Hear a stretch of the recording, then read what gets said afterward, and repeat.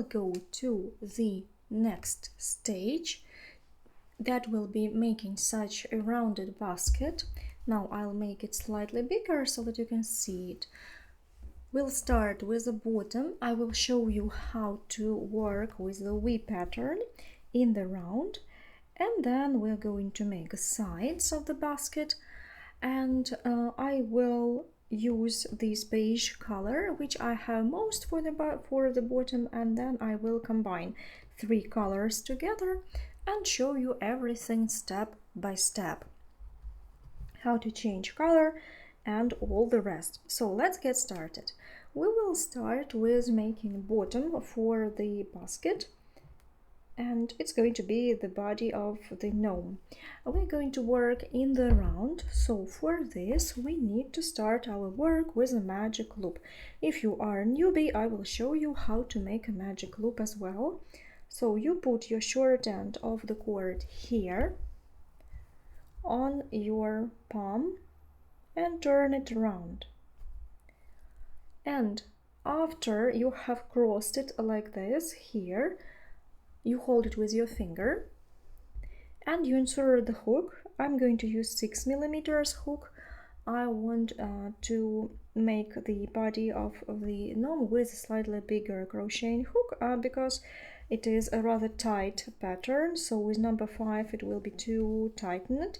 It will be difficult to work, so I decided to take number 6 mm crocheting hook. So I insert it into the magic loop right inside and pull the working thread. So here be careful. This loop that you have grabbed, you need to put it up so that your working thread is on your index finger here, and this loop which you have just made, you put it on top like this, and you need to work this loop. So you insert the hook under the working thread and make a stitch. I always in the first row make big stitches, so rather loose, because then when we tighten these stitches we'll need to work the second row into these stitches. So that it's not too difficult to work this row, I always try to make these loops slightly bigger. Insert the hook into the magic loop, pull the working thread, pull it so that it's the same height, you see, pull the working thread through, you have a single crochet. Then the next one, insert the hook, pull the working thread, make a rather tall loop and work a single crochet like this. You see, I do not tighten the stitches. A little difficulty here is how to spread the tension, yeah, so you want to make all the loops more or less the same. You don't want to make one of them shorter, others longer, so you do not make them different. Try to make them same gauge, same tightness. So not these two we pull, just this one that I make now. So here maybe you'll have to give it a try several times, but just pay attention that all the loops should be more or less the same. Just pay attention how you pull this loop. And 2 stitches more here we'll need to make, and then we will check the number that we need.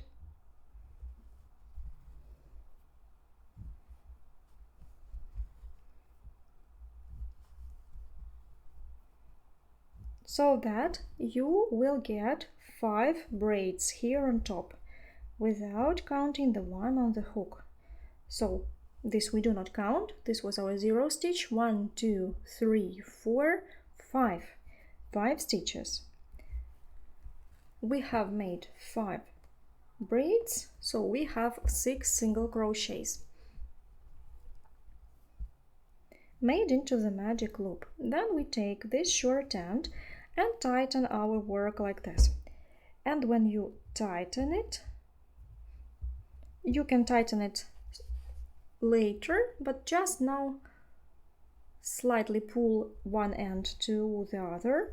That's why I said that you'd better not make too tight stitches, because now you need the stitches to be slightly flexible. And so we can join the first row. So in this row we have 6 stitches. The 6th one is this one. Yeah, this is number 6. It will be formed when you will join the round. It will not be easy to see it. You will see now when I show you how we join. So how we join the round. Pay attention, while I haven't made the join, here we have this interesting half loop.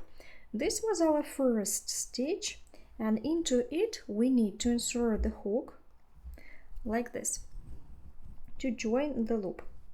So find this first loop, and then we leave this loop slightly longer, insert the hook under the first loop of this first row, this one, and pull this long loop, the last one that we had on the hook. Then you tighten it so that it is the same size as all the rest, like this. Then find the loop, this one, the first loop, the first chain which we made. Here it is. It's just in the first row that it looks slightly different. All the rest of the rows will be the same. And now working through that chain and the first stitch, I make a loop. That loop remains there, just don't lose it. Insert it on the hook again and make a single crochet through both of them.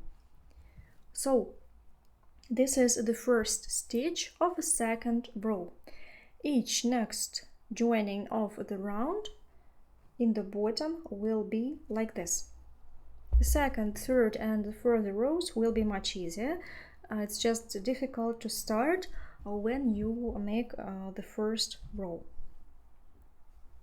In this row we are going to work, and actually all the rows we are going to work with the V pattern or into the center, stitch made into the center, the V shape, the V pattern. So now we will make the same stitch into the same place again, because in this row we are going to make increases. In each stitch we will make 2 single crochets. We'll make 6 increases and have 12 stitches. I'll explain the principle of increases later. So now we just make one more stitch here so that we have 2 in this stitch. This cord is really thick, so it will keep the shape perfectly. Then we are looking for a place where we can insert the hook when we work the V-shape stitch. V-shape pattern means that you insert the hook not under these upper half loops, but between them. Between them you have such a V letter. Yeah, you can see it, letter V. You see? So you have to insert the hook right into the center of this V shape. And then you have to check it on the wrong side, how it looks. Make sure that on the wrong side it is right in the middle, like this.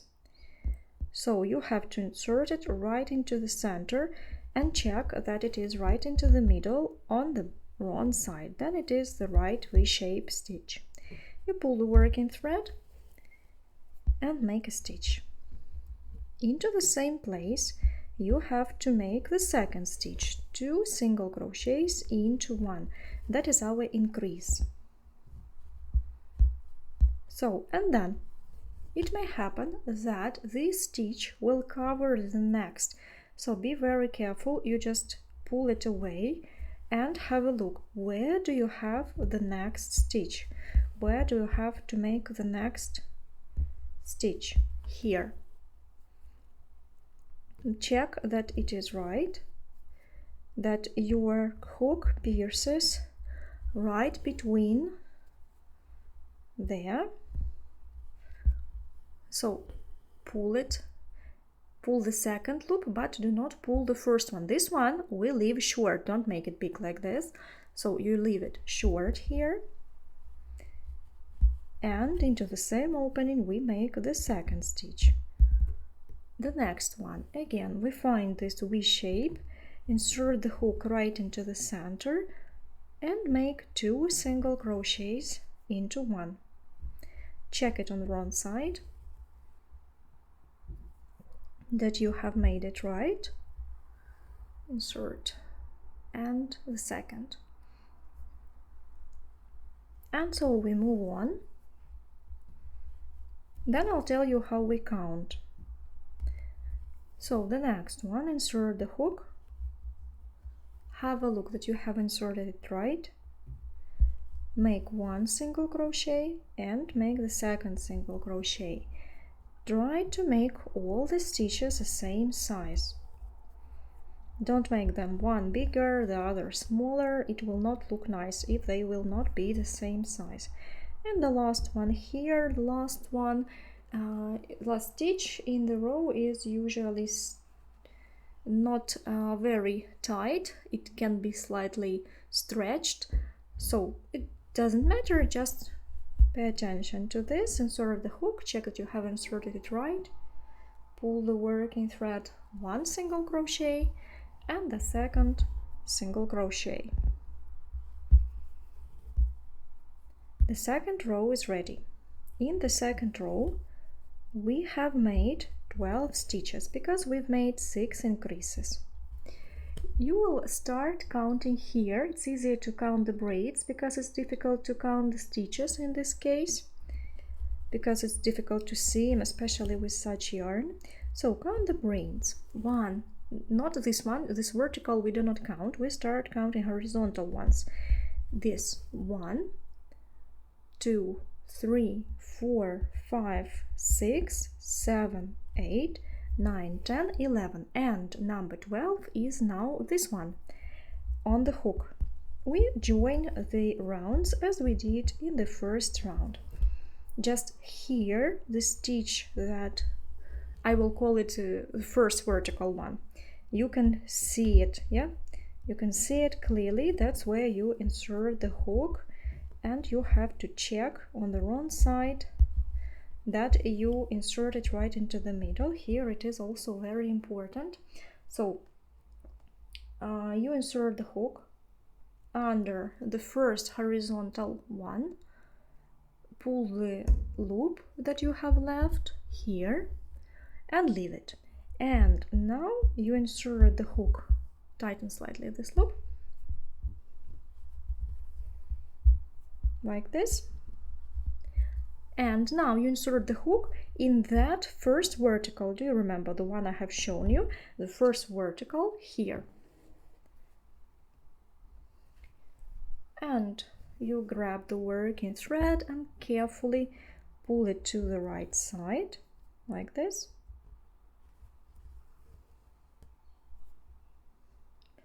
In the third row, we are going to make 6 increases. And while we are making bottom in each row, we are going to make 6 increases. If the previous one we've made increase in every stitch, now we are going to make increases in every other stitch. So we will make 1 single crochet, 1 increase, 1 single crochet, 1 increase. Increase is a single crochet, 2 single crochets made into one. So starting with the next row, there will be one more rule, I'll tell you about it later. So when you have made the first stitch, you find the second, insert the hook in the middle of the stitch. Here it is. You see it's slightly tighter, so be careful, do not skip it. Find the next one. Here, hold it, check that it is the next V shape. Insert the hook and check. This is wrong, for example, yeah? You see, so you have to insert it right into the center. Again, wrong. So when it is right in the middle between those two half loops. You see, you have such two vertical half loops. So when it comes between them, then it is right. And then we make an increase. As there we have already made one, so in this. And then the next stitch we make without an increase. And so we'll alternate one stitch with 2 single crochets into one and one stitch with a 1 single crochet, so that we make an increase in every other stitch. So in the next one we do not make an increase.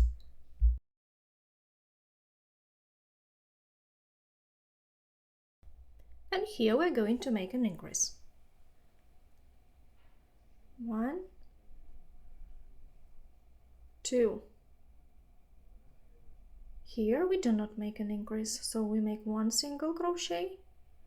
In the next stitch again we will make 2 single crochets into one, and so on, and all the time we keep on making stitches into the V shapes.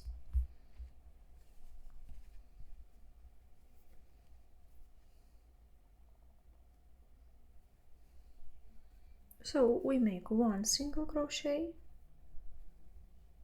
then we make 2 into 1, and so alternate. 1 single crochet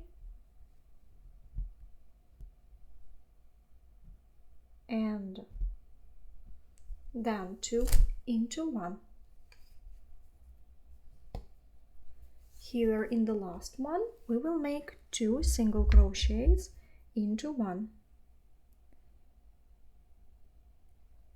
In this row we will have 18 stitches. So we will count and have 17 braids and the last one here on the hook. 2, 3, 4, 5, 6, 7, 8, 9, 10, 11, 12, 13, 14, 15, 16, 17, and this one we do not count. And we join the round like we did before, all the same. Find the first horizontal stitch, just remember where the first vertical one is. Here it is. Insert the hook under the first horizontal one, insert the hook into the first vertical one,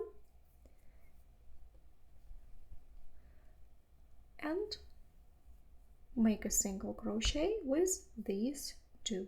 We have just started the 4th row. In the 4th row we are going to work according to the rule, to the following rule.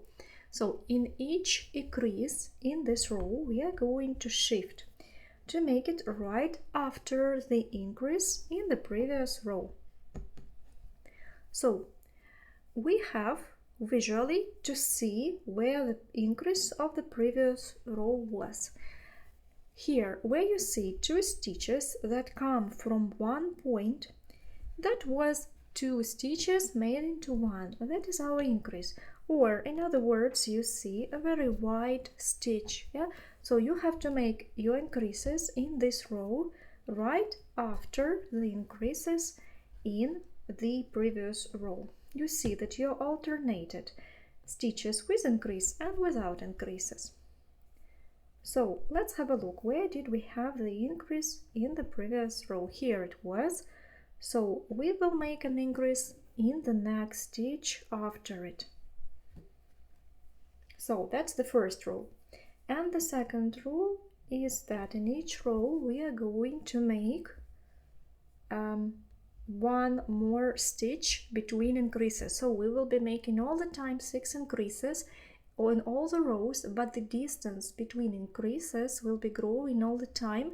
You will be making, for example, we made 1 stitch between increases, then we'll have 2 stitches in between increases, 3 stitches between increases, and so on. So now we will be making increases into the stitches which in the previous row didn't have an increase. I make 2. So pay attention that we check where the increase in the previous row is, and we make increase in the next stitch after the increase in the previous one. So that according to this logics, we make 2 single crochets, then an increase, 2 single crochets into 1, and then again 2 single crochets. So I make 1 single crochet, and in the next stitch I make 1 more single crochet, and only into the next one I will make an increase.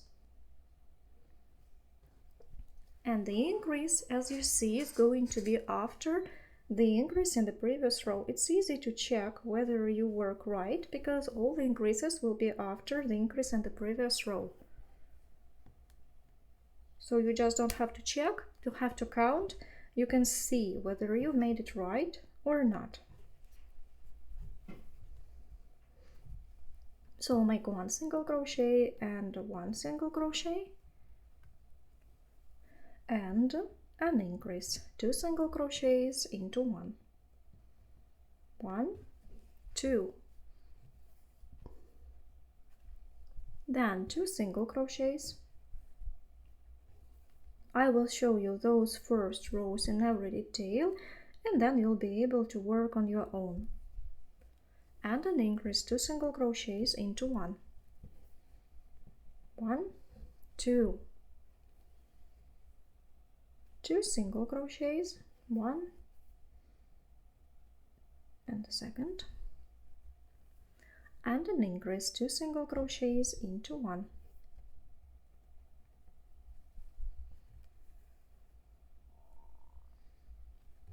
And now we have 2 single crochets, 1, 2. So that is our 4th row. Let's check. We count the 1st, the 2nd, the 3rd, and this is the 4th row. In the 4th row we have 24 stitches, yeah? So we have 24 stitches, and it means that we'll have 23 braids here and 24 for the joining in the round. Let's count. 1, 2, 3, 4, 5, 6, 7, 8, 9, 10, 11, 12, 13, 14, 15, 16, 17, 18, 19, 20, 21, 22, 23, and 24 is this one which will close this round. So pull it slightly longer and join this round as we usually do. Insert the hook into the horizontal and pull the working thread. Now pull the working thread into the first vertical stitch,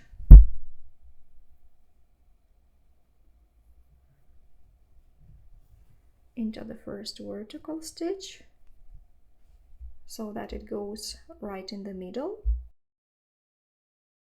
and pull this working thread. Now 2 loops on the hook and make a single crochet. So we have started the 5th row. In the 5th row we are going to make increases, have 3 stitches between them. So we make 3 single crochets and an increase. The first increase will be right after the first increase in the previous row. If you are attentive, you will see that now we are exactly above the increase in the previous row. So in the next stitch we will make the stitch. We do not make increases one above the other, because then it will not make us a perfect round.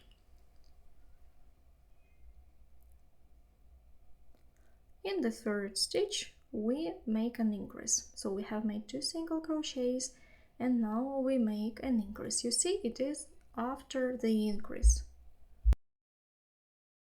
1, 2. And we see that here we have 2 stitches, so we do not make it in 3 stitches. This rule will be working on each next stage, and the last one will have 1 stitch. That's why you will get 3 stitches between increases, although now it looks as if there are 2.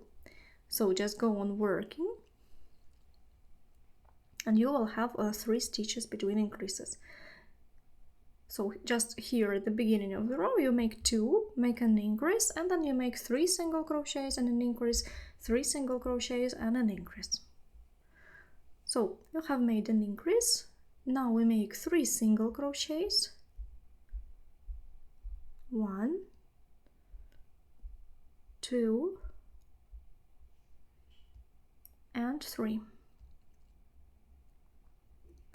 and now make an increase. Check that this increase is right after the increase in the previous row.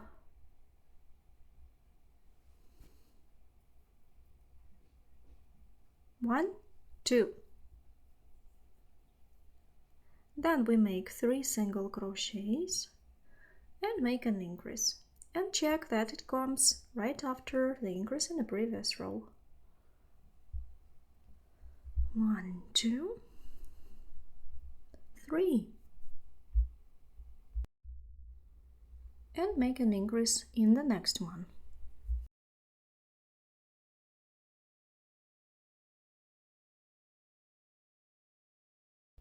So like this we go on working till the end of this round. We make an increase, then we make 3 single crochets, then an increase, and so on. If you make everything right, you can check that you will have increases after increases in the previous row. So I have finished the 5th row. Here we will have 30 stitches, so check, count 30 stitches, and we join the round as we usually do in this case. Insert the hook under first horizontal one, here pull the loop, and then insert the hook into the first vertical one, pull the working thread, and make the first stitch of the 6th row. First stitch of the 6th row is ready. Here we are going to make increases and have 4 stitches between increases. So have a look, make sure where the increase is, make sure that you don't have it here right before the start, so we can make single crochets till the first increase, and after the first increase we will make. So here we have 4 stitches and then an increase.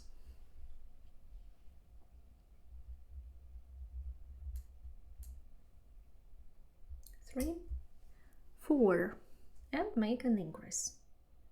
So check that it is right after the increase in the previous row. 2. Then again we make 4 single crochets. 1, 2, 3, and 4, and an increase.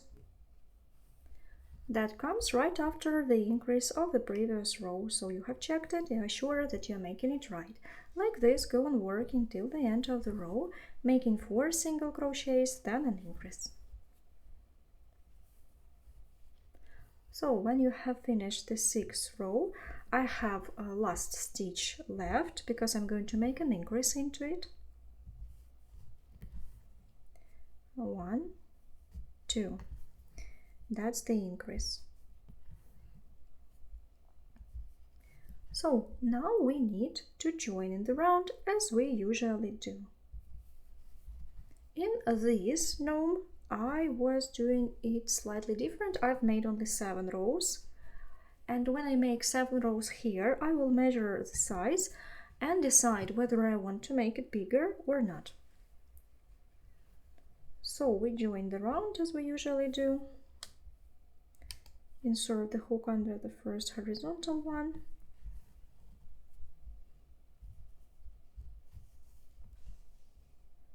And now insert it into the first vertical one.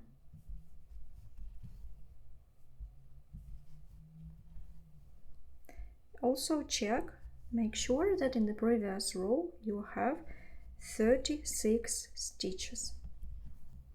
In this row we are going to have 5 stitches between increases, 1 stitch left in each next row. So here we are, we see that we had an increase right before this, which means that in this row we'll make an increase at once, 2 single crochets into 1. And then we will make 5 single crochets and the next increase after this. So let's work a little bit together and then you'll be able to work on your own. 1, 2, 3, 4, 5, 6, and an increase. 1, 2, again 5 single crochets and an increase. 1,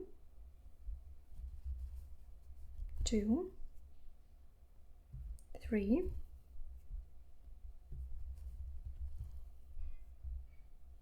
4,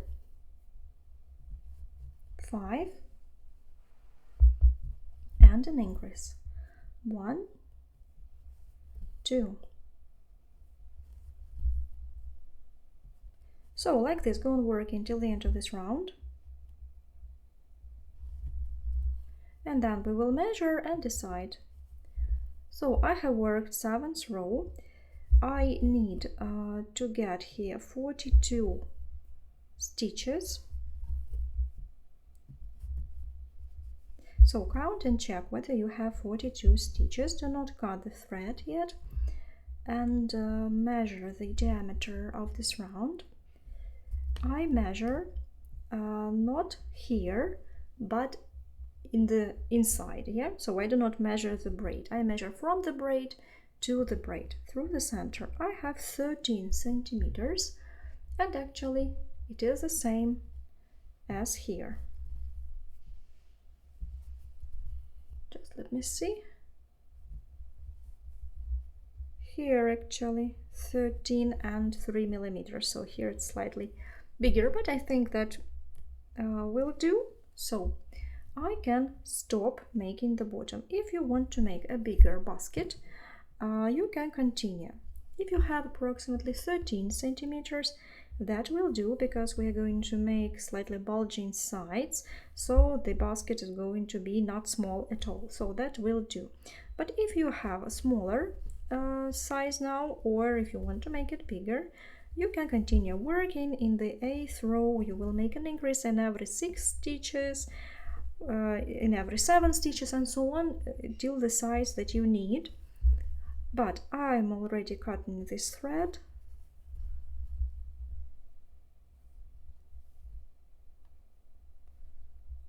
I make a false slip stitch, which I have already shown you in this master class when we were making the head.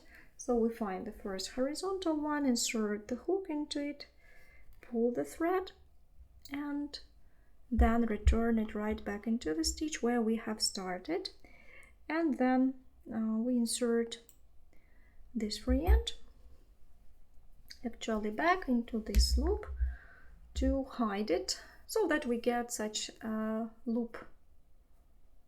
So I'm going to turn it like this, insert the hook under the half loop here inside,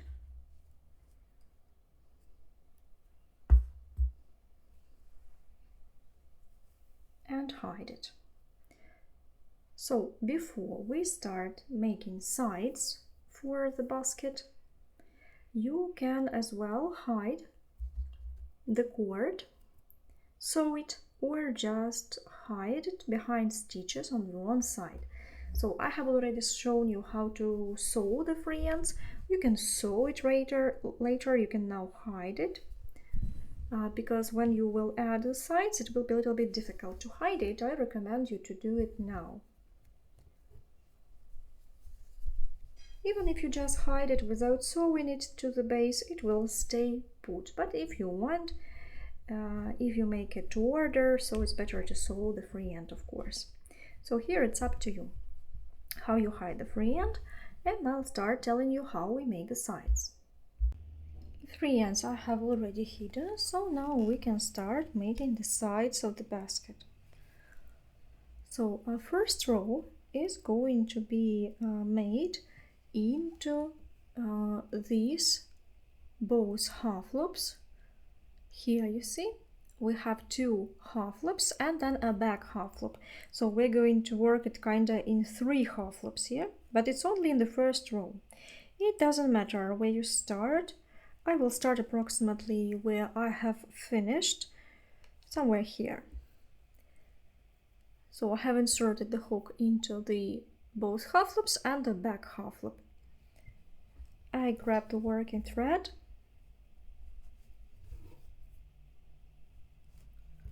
and make the first stitch like this. It is the first stitch of this round. This free end we can hide inside the stitches as we go, so that we don't have to hide it separately. And here we do not make any increases, we'll just go on working in the round in spiral. So insert the hook into the next.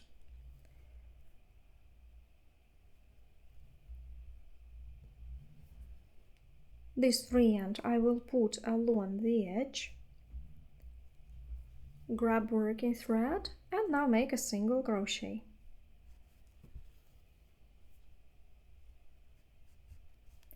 If you are a newbie and your gauge depends how tight you make a stitch, whether you pull the loop or make it tight.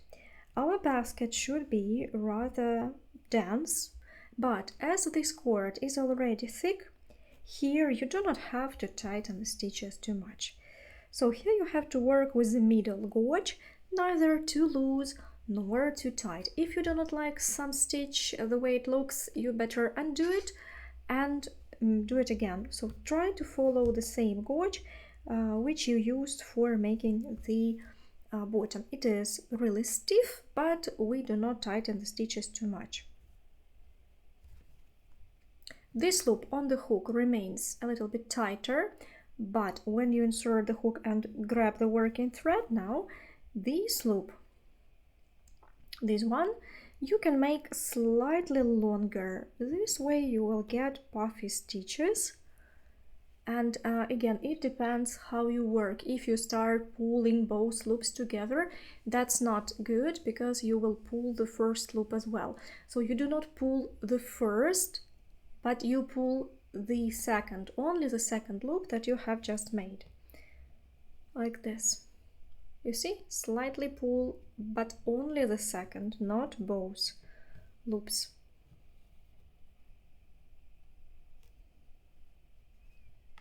So when I was giving leaf lessons, I saw that some of the beginners were working slightly wrong by pulling both loops at once. Maybe you are not used to, your hand is still not used to working right. So here control how you work the stitches. And the next one.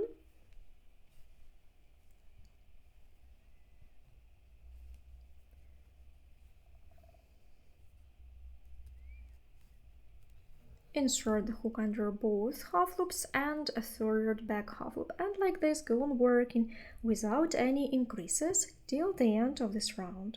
Just working single crochets in the round. It is going to be our first row.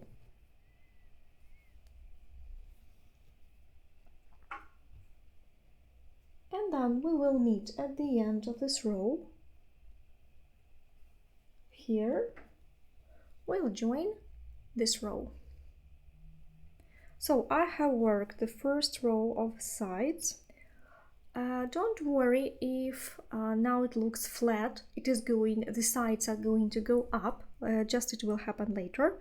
So I work the last stitch here.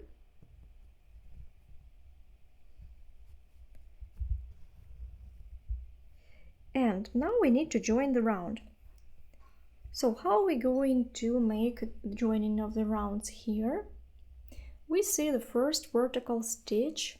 Here we will insert the hook into the horizontal one, this one. We insert the hook to pull our loop first, backwards, tighten it slightly.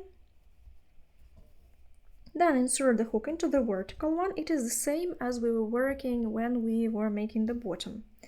Yeah, so here we make such a stitch made of 2 loops, right? And the next row is going to have 6 increases. So I recommend you to do the following way. Have a look how the increases were spread on the bottom here. And I see that I had an increase here. I'll take a marker and I will make an increase on the side after the increase on the bottom. So I kind of follow the same pattern. You don't have to do this, it's not must-have, but I think that this way it looks better. So I think you already see where you have made increases, and you can, if not, you can count the stitches. Yeah, just count the stitches and make an increase. 1, 2, 3, 4, 5, 6, 7. Here you will have 42 stitches. So it means that to make 6 increases, 42 divided by 6, in each 7th stitch we will make an increase.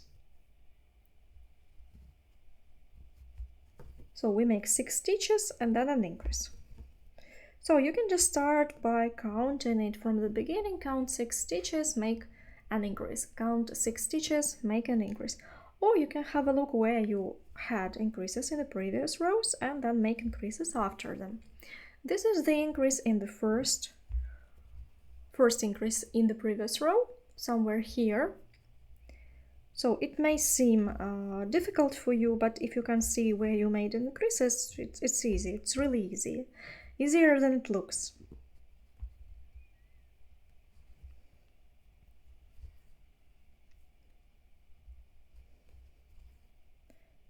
But again, if you don't like this method, you can just count 6 stitches and make an increase into the 7th.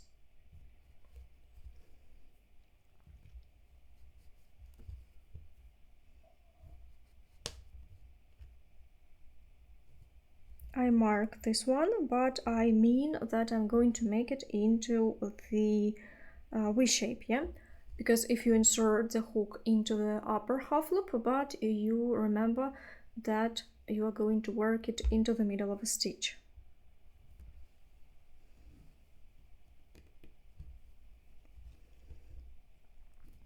So I'm going to take the marker off and make a stitch here. I'll show you now step by step everything so that you can see it clearly. And so I am going to work with the same pattern. It is the V-shape pattern. So here is this stitch. I find the middle, find the V-shape, so to say, V-shape of the stitch. Do not tighten the stitch too much. Now into the next one. Likewise, make sure you have inserted the hook right in the middle. Check on the wrong side. The next one. Now I'll be working quicker. And here, be careful. I take the marker off, and right after the marker, I make an increase. That is 2 single crochets into 1. 2. And so on, go on working like this till the next marker. This part I will work together, and then you can work on your own. So here we make single crochets, and where we see a marker we make an increase, 2 single crochets into 1.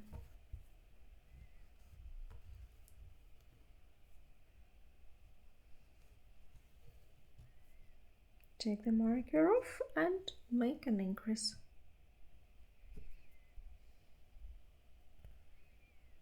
here the second one. And so go on working till the end of this round. So it's the last stitch. I have left it to make it together with you. So make an increase here and 1, 2. So now let's count the stitches together. We should have 48. So 47 and 1 here on the hook, of course. 1, 2, 3, 4, 5, 6, 7, 8, 9, 10, 11, 12, 13, 14, 15, 16, 17, 18, 19, 20, 21, 22, 23, 24, 25, 26, 27, 28, 29, 20, 30, 31, 32, 33, 34, 35, 36, 37, 38, 39, 40, 41, 42, 43, 44, 45, 46, 47, and 48 is on the hook, so it's right. So find the first horizontal loop, first vertical stitch, grab the working thread,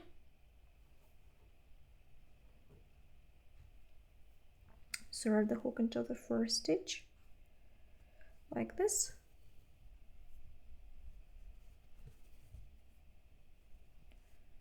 Don't forget about this loop. And the first stitch of the third row of the sides is ready. In the third row of this basket, we are going to make 6 increases as well. So likewise, mark these increases. You can either count or just make them after the increases in the previous row.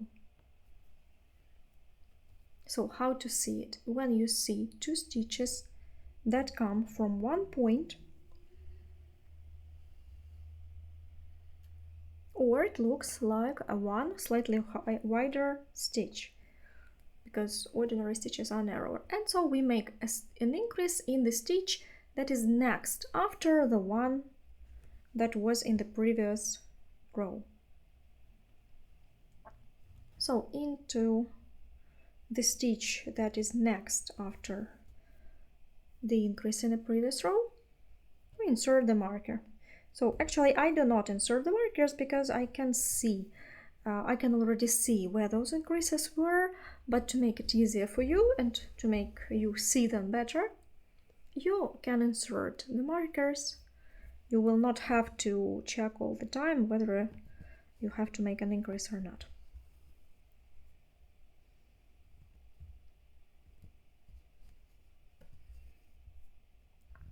Like this. Go on working. I will work till the first marker will make the first increase, and then you'll work on your own. So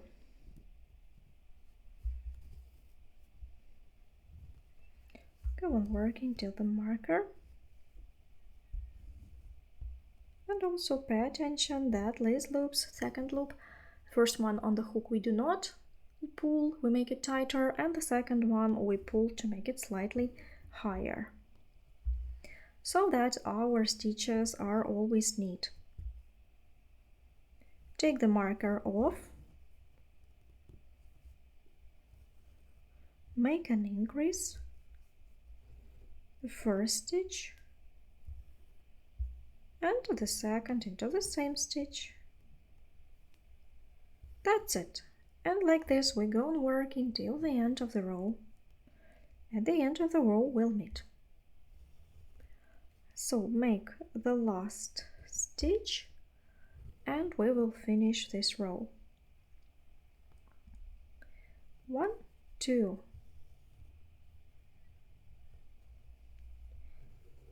join into the first horizontal one, then into the first vertical one, pull the working thread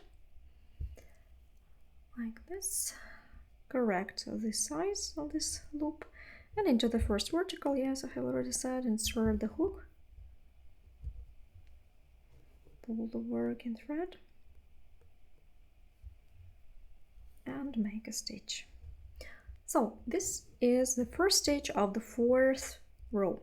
Fourth and fifth row we work without increases, so we just make one single crochet into the V shape pattern without any increases. So go on work in fourth and fifth row, making single crochets. At the end of the fifth row we'll meet. 1, 2, 3, 4, 5. 5 rows are ready. So we join this round as we usually do. Insert the hook, pull that loop, and then make one more.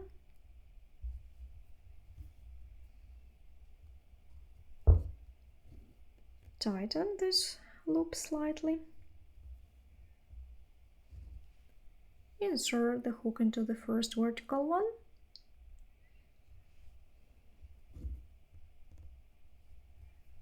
Like this. And grab your working thread and make the first stitch of the sixth row. In the sixth row, we are going to make decreases. So here we will have 6 decreases.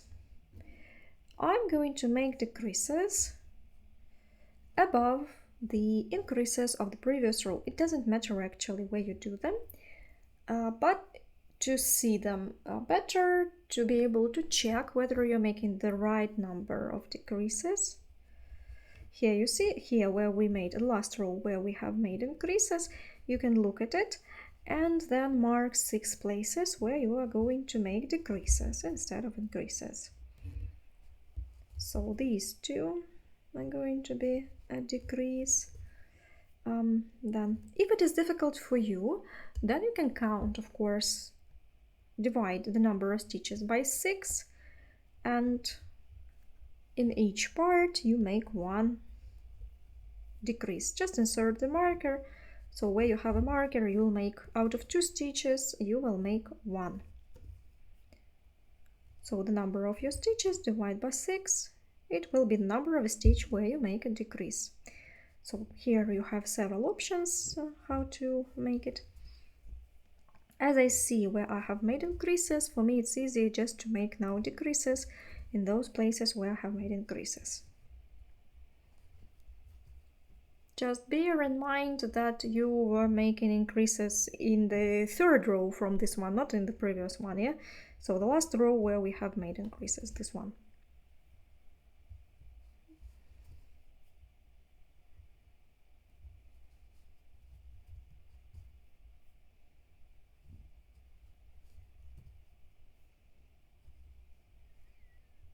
You don't have to make a decrease exactly here where you have made an increase. You can make it in different places, so it's not the only way. Yeah, you can make decreases anywhere, just you have to spread them evenly to divide the number of stitches by 6 and spread the decreases so that you have the same number of stitches between them.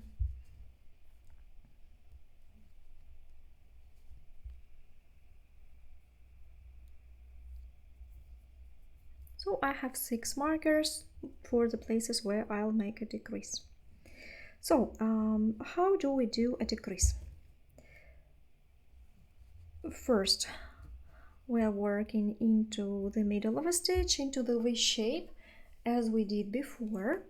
Here already you can start changing colors. I'm going to do this a little bit later and I'll show you how to change the color. Just take one more thread of a different color and you have to close the last stitch with it. So I'll show you. The one stitch before the marker I work, but the stitch where I already have the marker I will not work. I'll make a decrease. Insert the hook, grab the working thread, but stop without finishing the stitch, insert the hook into the next one, and now work all three together. So you see that this way we have made out of 2 stitches, we have made 3. All these stitches should be the same size. So I make one, but I stop, do not finish it, then I make the second and work 3 together. So this is our decrease. And so like this, after each marker we'll be making a decrease. Out of 2 stitches we will make 1 and go on working till the end of the round, till the last marker. So this is my last marker. Here I'll make the last decrease. Last decrease in this row.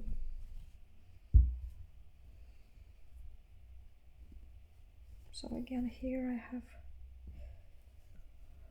And also I wanted to tell you that at this stage, perhaps it's not so important, but if you want to make a really wide basket, you can go on working a little bit tighter or take a smaller crocheting hook if you want to make a more dramatic transition from the wide part. Here, for example, you see I managed to do this because a white cord is a little bit thinner than the turquoise one.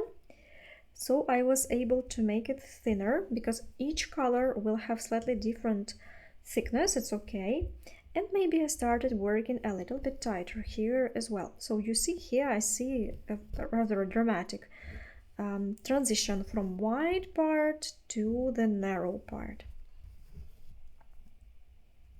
So it depends on the cord that you use. If the second one is thinner, it will help, or you can just start working a little bit tighter, or you can just take a smaller crocheting hook and your work will be tighter. So insert the crocheting hook under the first horizontal one, grab the working thread,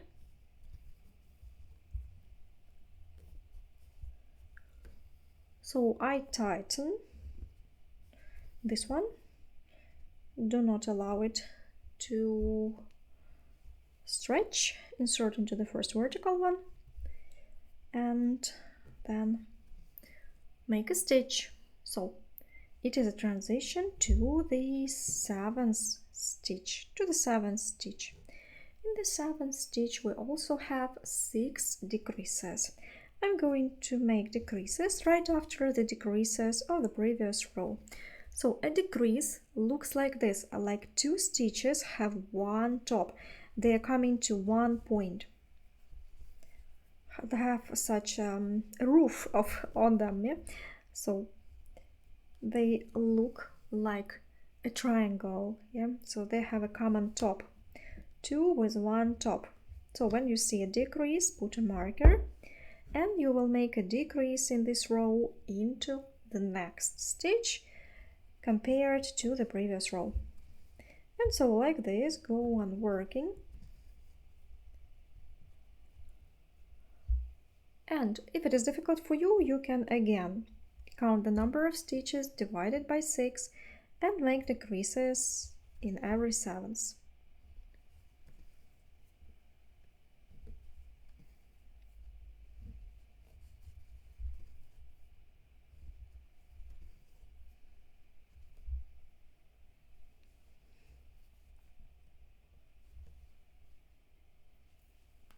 Here as well, and here. And here there is such a thing that we have to make a decrease right where I have started, but I can't make it, so we'll have to shift it here before this stitch. Here we will slightly shift it, it will be okay. So let's start together. Make the first stitch till the markers.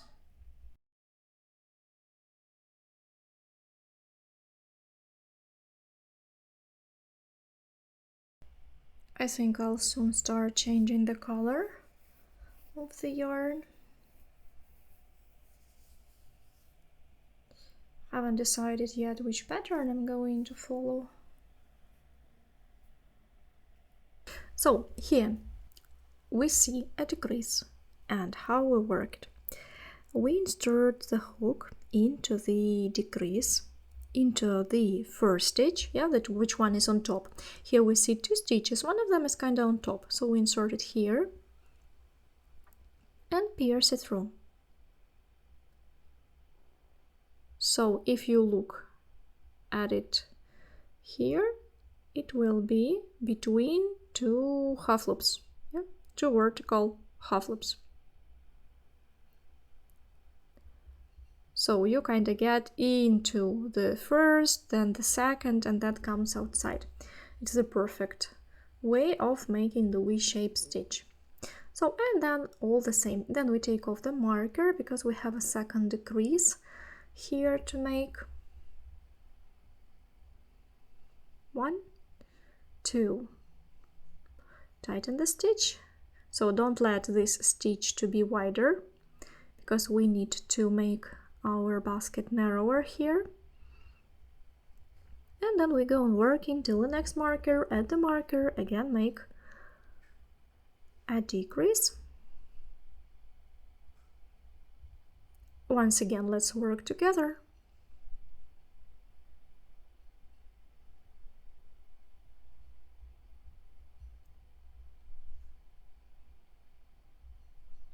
So here I see a decrease. Insert the hook into the center here, kind of pierce it through the second one. Make sure that you have pierced right in the center on the wrong side. Grab the working thread, make a single crochet. Then we take off the marker and make a decrease. So we work 2 stitches as one with one top. And don't forget to tighten the upper loop. So go on working till the end of the round. At the end of the round, here I have the last marker and make the last decrease in this row. 1, 2.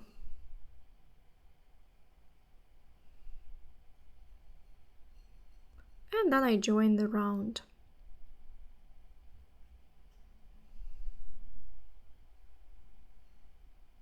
Here you see I tighten it slightly with this loop. Tighten slightly the stitch, insert it into the first horizontal, that is in the first vertical one.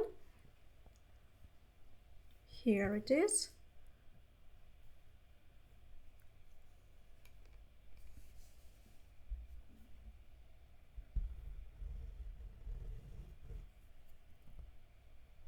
Now, from the 8th to the 12th rows, we are going to work without increases. I think I will change the color. So when I insert a new color, I will show you. And if you are working in one color, just from the 8th to the 12th row, go on working single crochets without any increases. Just single crochets into the V shape. So go on working and let's meet when I change color. So I have worked 8 rows and the 9th row I want to make with white color. So I'll show you how we can add a new color into the work. If you are going to go on working with this color later, then you do not cut it. You can just leave it and add a new one. So insert the hook when you need to join the round here. Insert the hook into the first horizontal stitch and make a loop. This loop we pull backwards. Then we find our first vertical one. Here it is. And this loop we already make with a new color. Then this cord which we have left, we leave there and twist white around it. And so you leave it. We'll just leave it till the moment when we will need to use it again. And so we go on working with a white color. The 9th row we go on working without increases, so we just go on working single crochets into the V shape just with another color like this. And so we move as many rows as you like. If you want to add a 3rd color, you can do this, or if you want to change back to the 1st color. So you will just then take the color you need, and when you work the next row, you will work around it to hide it here so that it won't be visible that it was left here in this spot. That's one of the ways. You can of course cut and then adjust it, but I think it is going to be too difficult to cut and hide it all the time. So now I will make one row of white color, and then I want to change it to the blue color, which I will also show you.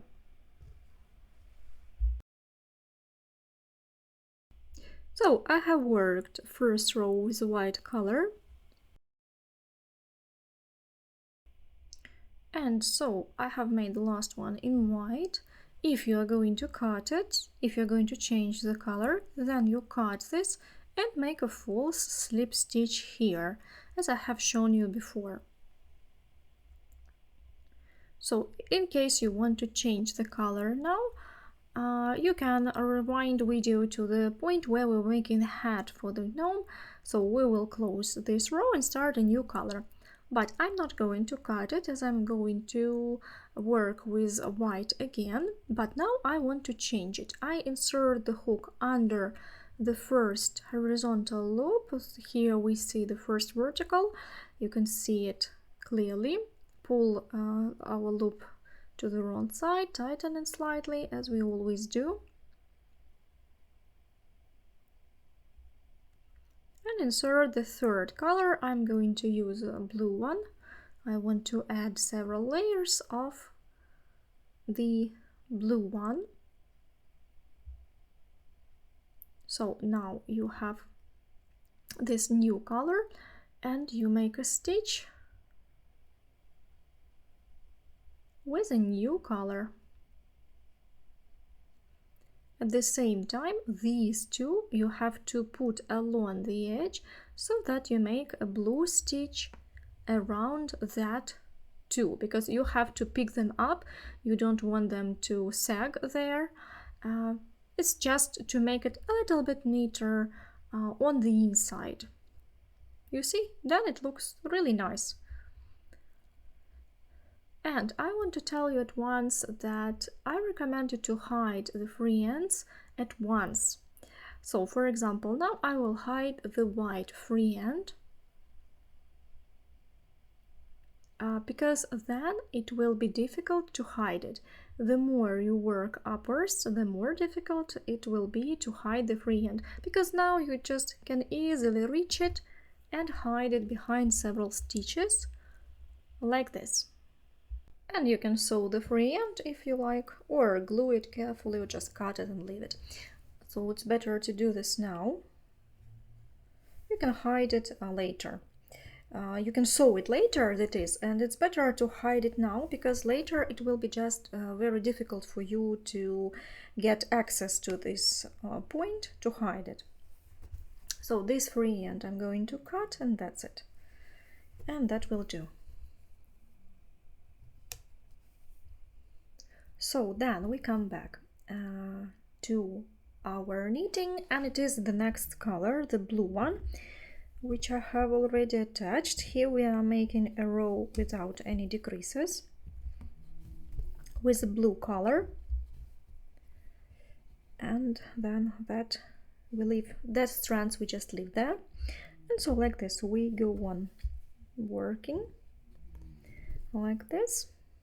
So I'll make 2 rows in blue color, and at the end of the row I will show you how we make a transition to the next one.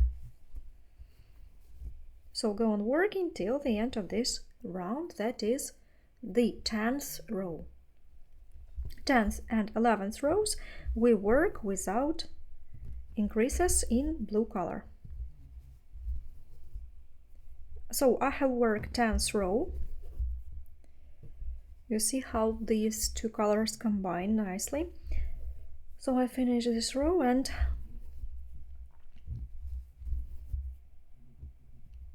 then here I have joining in the round.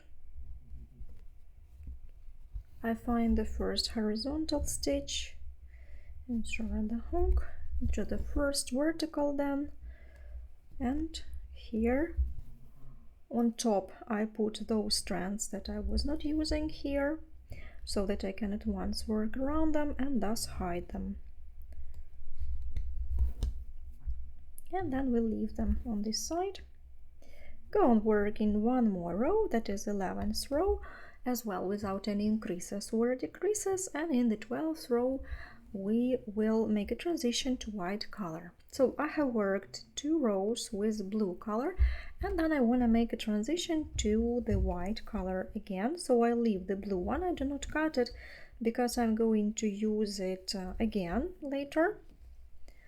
So insert it under the first horizontal like we usually do for joining in the round. To the first vertical insert the hook now and change the color so that I finish this stitch with white. I leave beige and blue aside, and on the thread that I'm using now, so that I can fix it as well, and make this stitch with a white one. Hold this loop as well, don't lose it, and make a stitch. Spread these threads so that they do not hinder you. So white on one side, blue on the other side. And now we work the 12th row. Yeah, that is the 12th. 12th row we are going to work the last one where we do not make any decreases. So we just go on working in the round, and then we will meet. I'll tell you how we are going to make decreases again and change the colors. So go on working 12th round till the end of the round. I have worked 12 rounds and transition to 13th row where we will have 6 decreases. I'm going to work 13th row in beige color. So here I will finish. I do not cut white because I'm going to use it later, and insert the hook here under the first horizontal one,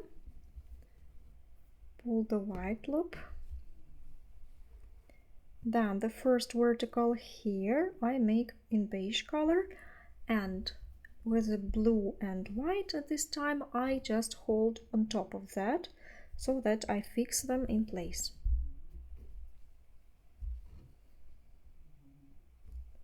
So I have made the first stitch. Now spread the threads, those that you are not using now put aside. Here we're going to have 6 decreases. So here again you can divide the number of stitches by 6 and count how many stitches you have between decreases, or you can visually do it looking at the decreases in the previous row, but pay attention that it was, let me see, it was here. Yeah, so if you can make decreases looking at 1, 2, 3, 4, 5 rows below, I had decreases, so now I can look at them and make decreases in this row so that they are above the decreases in that row. So if you can see them, you can just make decreases in the places where you have made them in that row 5 rows ago. So let me see, here was the one, it was here. Perhaps I would rather shift it a little bit, so 1 stitch, almost where the previous one was, so 1 stitch earlier.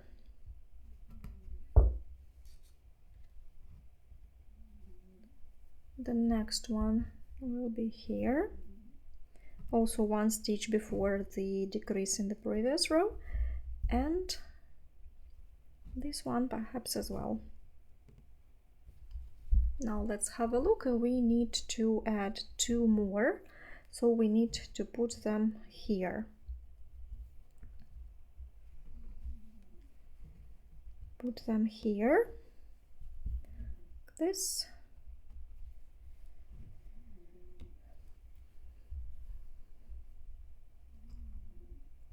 Here you see that the creases are closer one to the other, because the previous time I made a decrease in front of the marker, not where the marker was, but in front of it. That's why here the distance will be slightly smaller, but it is okay.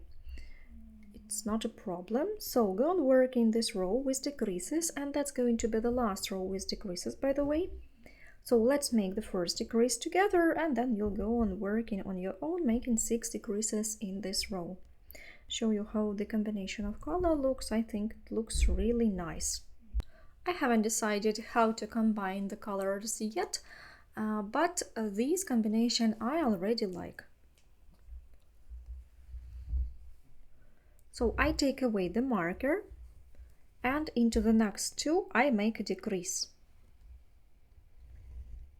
Here, and work them together. That's a decrease. So go and work until the end of the round with decreases. So pay attention how nice these stripes of this color look. And I finished the last stitches with this row with decreases. I'm going to continue with this beige color, perhaps one more row, and then I will cut beige and not use it anymore. So I'm going to join the round with beige color and continue working with it in the next row.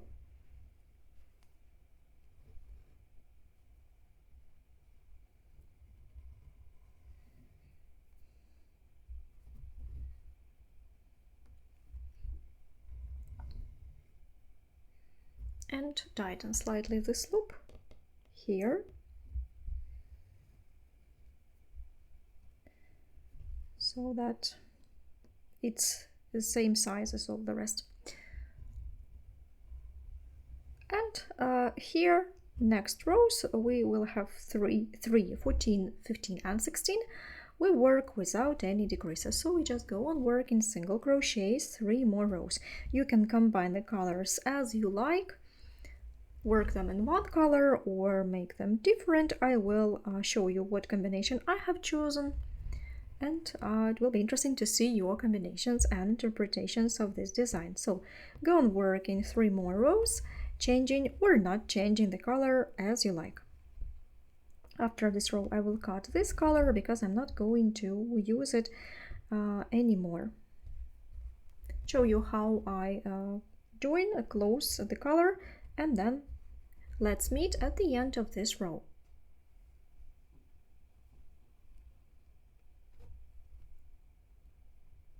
So I have worked 1 more row with beige color. I'm going to close this row and cut this color because I'm not going to use it anymore.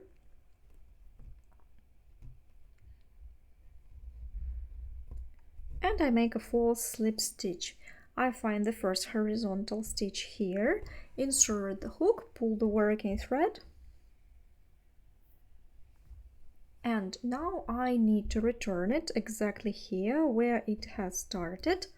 To do this, we just need to insert the hook from the wrong side to the right side through this back half loop into the loop where we have started making this false slip stitch, like this.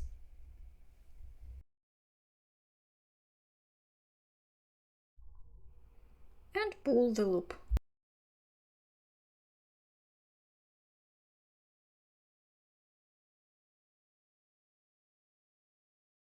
So at once we hide the free ends, and then we have only white and blue colors left. Now I will go to the blue color. It will be 1 row of blue and then 1 row of white. So that free end I will leave. I will now make a row of Let me see where I have finished. This is the row where the stitch where I have finished. So I insert the hook here, pull the blue working thread and the white working thread leave here on top of the blue to fix it. Make first stitch, put it aside, white and blue, like this, and go on working one row without any decreases or increases in blue color. If you want to make it narrower, you can now either use a smaller crocheting hook or work tighter, like this. So you see here I have slightly narrower top. Maybe I will make it just a little bit tighter to make it narrower. So go on working like this. The last two rows, that will be 15 and 16, row 15 and 16, without decreases in those colors that you like. And then we will meet again and start making the nose, the beard, and so on. So I'm going to work the last 16th row in white color. So let's finish together this row. Pull the thread, cut it, and also make a false slip stitch. I take a smaller crocheting hook and under the first horizontal one, grab the working thread, and then I will have to imitate the false slip stitch, to imitate the stitch, so I make a false slip stitch. For this I insert the hook from the wrong side, here into this and this side. Hide all the free ends. If you like, you can sew them or just hide them and then cut. And actually the base, the body for the dwarf is ready. You see, this one is slightly smaller than the one I made previous time. Here, slightly smaller. I think it is because here I used another yarn which was softer in these colors, and according to this one has more volume than this one. So you see that both are very nice, each in its own way. So now let's try the hat on to see how it's going to be. Like this, you can wear it like this, yeah, or turned up. Of course, we need to add the nose and the beard to make it look like a gnome, like a dwarf. So now let's start making the nose. And this is going to be really quick and easy, and then we will start making the beard. So, and then we'll have just to assemble it all together. And so we start making the nose. This free end that we have here, and you need to leave about, well, 15-20 centimeters, just put it aside and start working with the magic loop as we were starting for the bottom. So we twist it around our fingers, like this. Here you will get such two crossed strands. And so you make the first stitch into this magic loop. Ready? Then here you have to make 6 more stitches as we did it at the beginning of the bottom. First, ready? Second, third, pull the loops so that they are not tight like we did for the bottom. 4, 5 and 6. So you have 5 braids on top and you have 6 stitches. The last one on the hook is number 6, but we don't count it now. So we tighten and join this in round. we're going to work the nose in spiral. It means that it's going to be much easier. We won't have to join the rounds. We'll have 3 to 4 rows, not much. So first we insert the hook under the first horizontal loop here. So we hold this one, insert the hook into the first one, like this, tighten it slightly,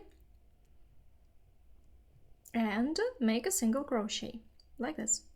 That is going to be already the first stitch of the second round. As we're going to work in spiral, so I will mark this first stitch here and make the second stitch into the same opening. So here we are going to work in creases. We are working under both half loops. So we have worked 2 stitches into the first opening. Now we find the second and insert the hook and make 2 single crochets in this one. Insert the hook and make 2 single crochets.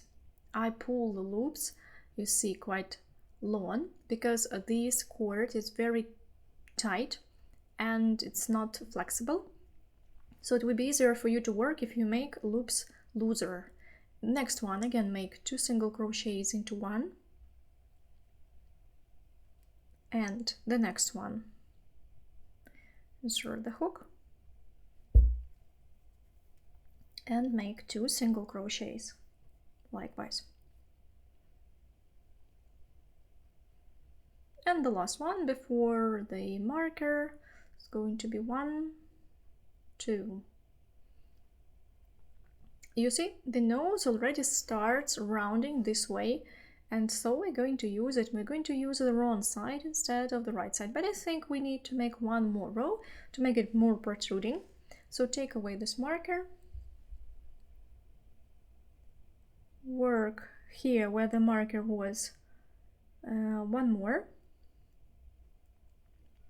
attach marker so that you know where you have started. And so you go on working without increases, just a single crochet, 1 single crochet in each one stitch.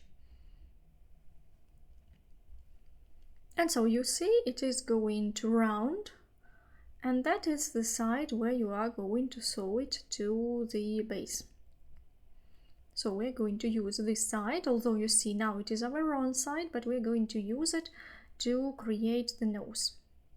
I think that this side looks better than the right side. You can of course turn it inside out and use the right side as your right side. It will look like this, but it seems to me that it looks even better on the wrong side here.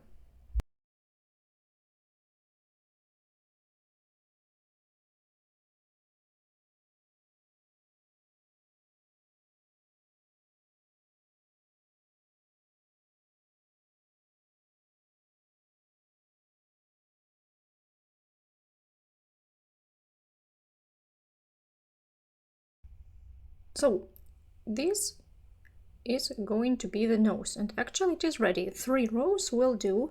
I have already cut this thread.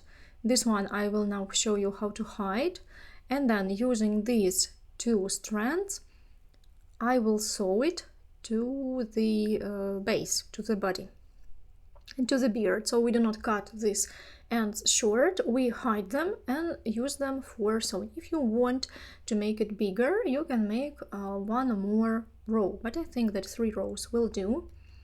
So I have cut this, I will cut, I mean, this thread here.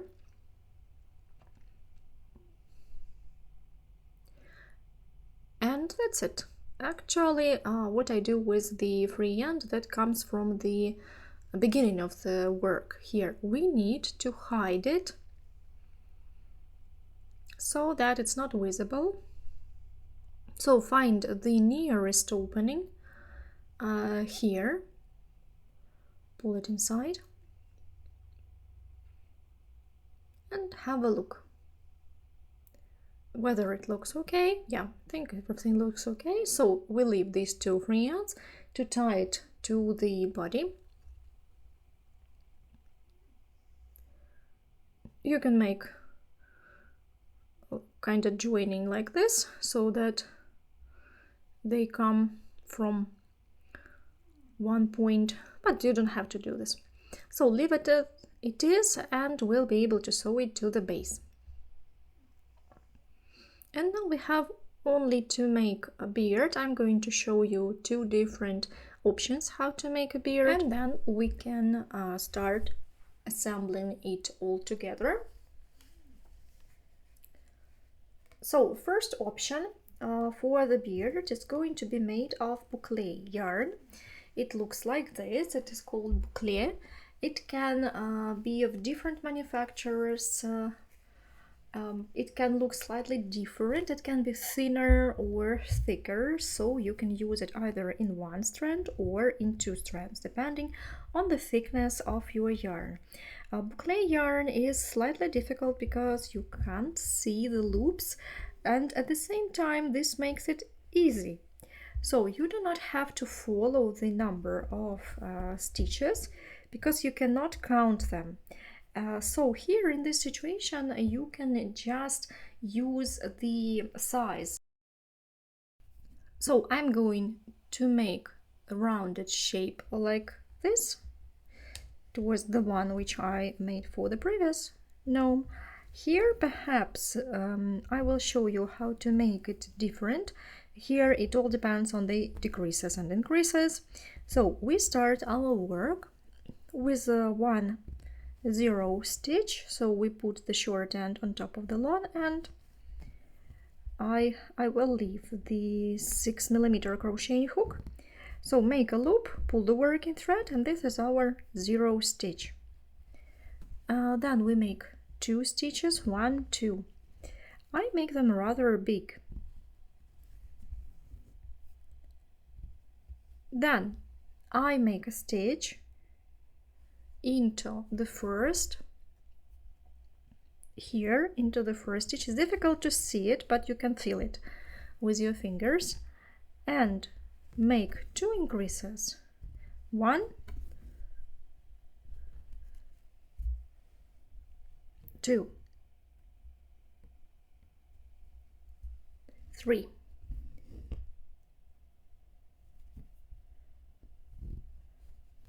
So you see we have shaped the corner, then we make a chain, turn your work, and so here you have 3 stitches. You have actually 1 stitch and 2 increases. So we have to make stitches where you can insert the hook. It doesn't matter where exactly you insert the hook. So make 1 stitch in the same opening, make 1 more, that's your increase, then make 1 stitch and 1 stitch. You can feel it with your fingers where the loops are, because you really can't see the loops, you can't count them, you cannot insert the marker because you actually do not see the loop. And the last stitch here is going to be also an increase, 2 single crochets into 1, like 1 2. So you see this triangle grows. Now we make a lifting chain, turn our work. If you want to make the beard extremely wider, you can make increases in every row. I, for example, will work without increases, so I make 1 2, then 3 4 5 without increases, 6 and 7. Or you can make 6. So here you have to evaluate it visually, how many stitches you can place into this row. Then again we make increases in the next row. All the increases we make at the beginning and at the end of the row. So we'll make 2 stitches into 1 at the beginning, then make 1 2 1 2 3 4, and also 2 into 1 into the last stitch, so that you have increases at the beginning and at the end of your row. Have a look. Make a chain, turn your work. Again, I will make in this row, I will also make increases. 1, 2, 2 into 1, that is an increase. It's really quick and easy to work. Then I make just single crochets. Look attentively that it doesn't make some knots. So if you do not like something, you can always undo it and make stitches again.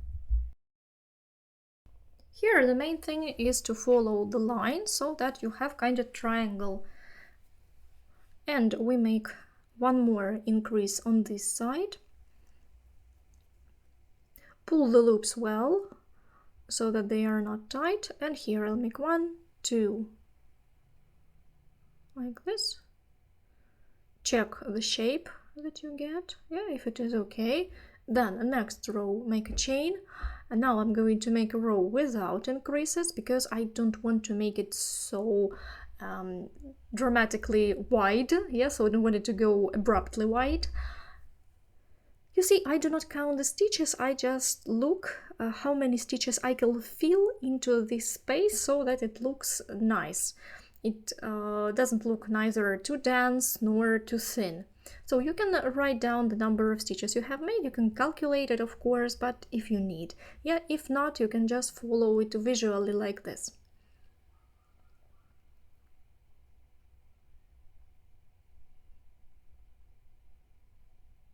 And the last one, I feel I have to make one more. Yeah. So we get a triangle, we can continue. And I continue, make a chain, turn my work, we'll go on without increase. Now I will work on, and then we will try it onto the base and have a look which size we need.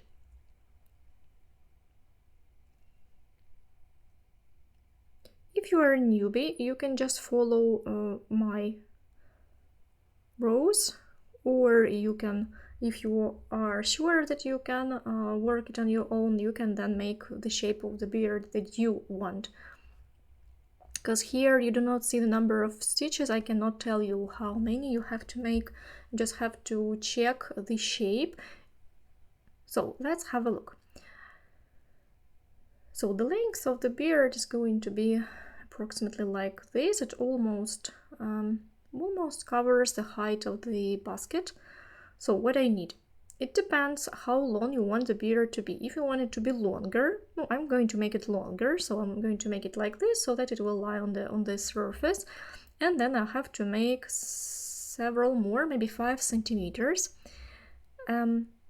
So to make it rounder, we need to make a decrease. So I have lost a loop, here it is. I have to undo it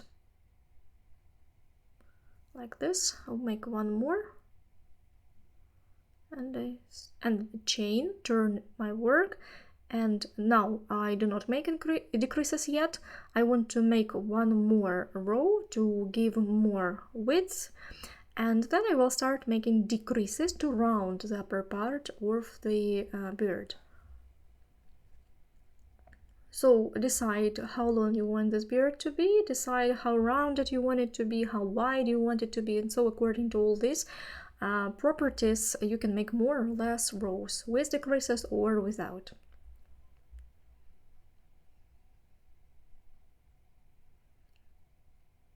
So you see the number of rows here also can be different, the number of stitches can be different, the number of rows can be different, because you can have different material, you can have different gauge, and you will consequently get a different size. So here you have to evaluate it visually, whether you like what you see.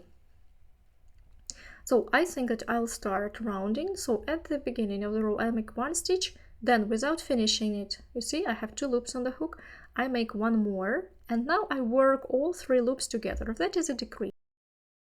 Here I can as well make one more decrease if I want to round it dramatically. But I think, yeah, I think I can make one more. Then I will continue just working single crochets, and then I will make 2 more decreases at the end of the row. Keep it symmetrical. It seems to me that it's going to be interesting if we make a rounded shape here. 1, 2,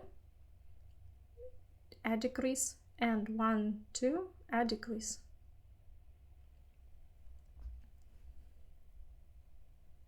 Make a lifting chain. Let's have a look at the shape. It already starts rounding. So turn your work. Here, for example, we can go on working without any decreases just to keep the same width.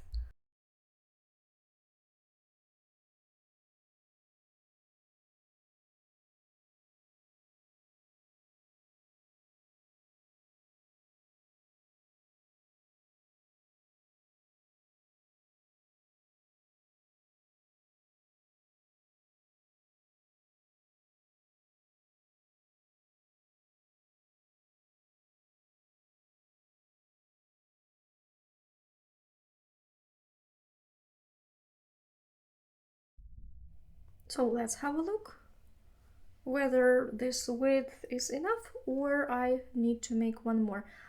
Perhaps I'll make one more stitch here so that I have a nice rounded shape. Make a lifting chain, turn my work, and likewise go on working without any decreases till the end of this row.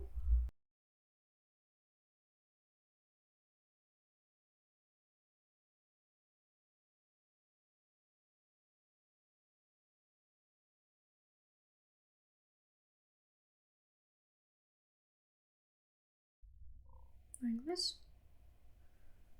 and a lifting chain. Let's have a look at the shape. Yeah, you see it gets kind of a leaf shape. Let's check how it will sit on the base. I think it's almost long enough,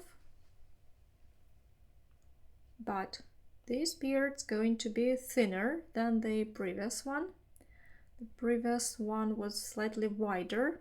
So to make it wider, I will have to make less decreases or more increases, or let's give it a try. We can also make trimming. So if you want to experiment and you want to make it wider, then you can make one more row horizontally like this.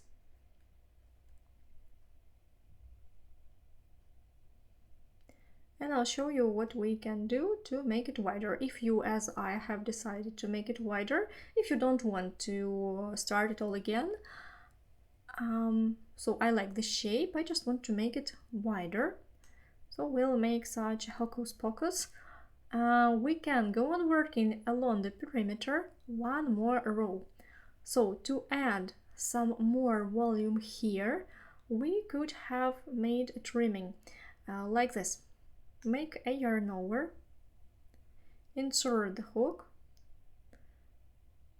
under the first one, for example, and make all 3 together.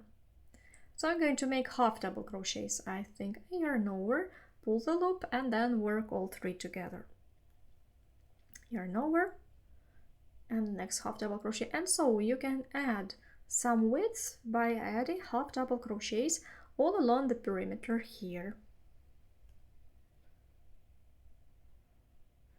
If you want to make it even wider, you can make a bigger, a longer loop. Yeah, then you will add more volume to some point.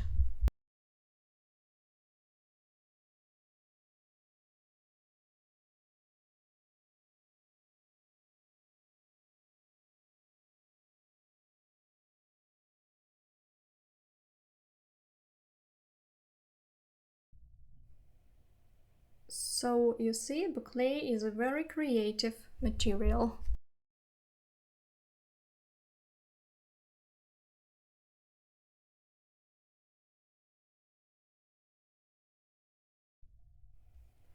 So you see that here you can even change the shape if you want to add, for example, on one side you see it is not symmetrical, you want to add on one side, or you can make it on both sides.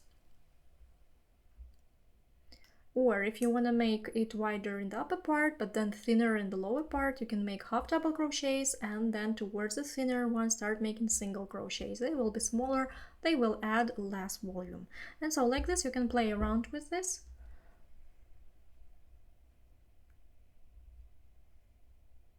Now I get some knot here, so I have to detangle it first. Somehow like this.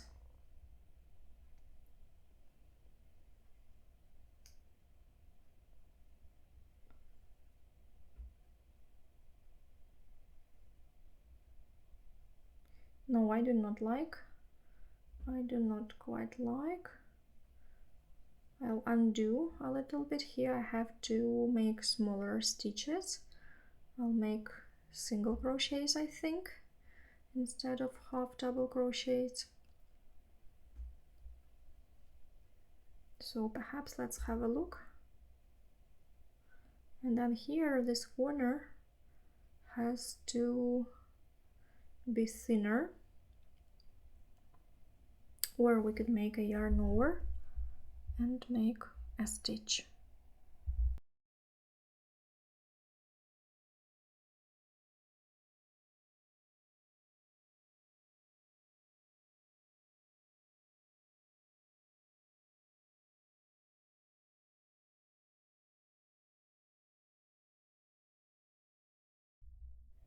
So have a look again, just make sure you like the shape you get. Yeah, this way it's better. These free ends we will hide, of course.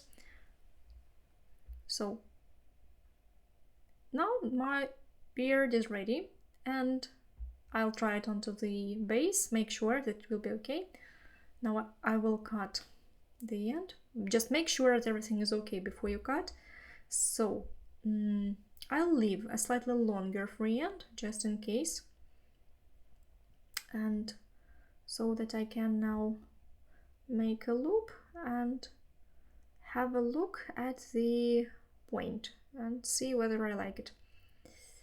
This one I can hide, so here you have to decide which side is going to be the right side, which side is going to be the wrong side, and then you can hide this three end on one on the wrong side. Have a look again, and here actually I just will need maybe to add something. No, I see that everything is okay already as it is, so I can hide both free ends and stretch everything so that it's nice, symmetrical. I see only one point here, you see? It's rounded, here it's length, here it's less rounded, so I can check it.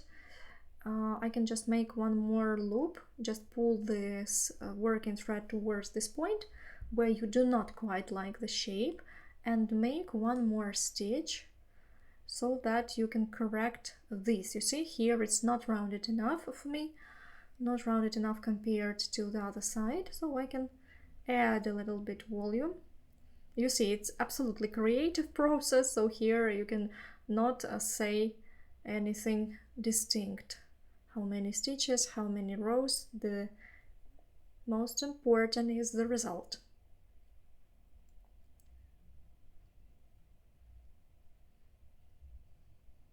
Yeah, I think that now it will be better. Let's have a look, and I'll just need to hide this free end like this, and that's it.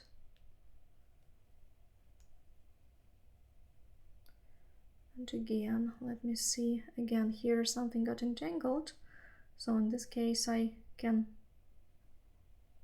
add one more stitch so that visually, now it looks better. I think now it is symmetrical, now it looks much better. Then you hide the free end here on the wrong side. You can tie them together, make a knot between two strands. If you like, of course, you can sew it if you like. I think that to make a knot will do. because it's really easy to hide it. Here I have 2 free ends. It's really easy to hide a free end in boucle yarn because it will not be visible at all. Here I'll just make a knot like this.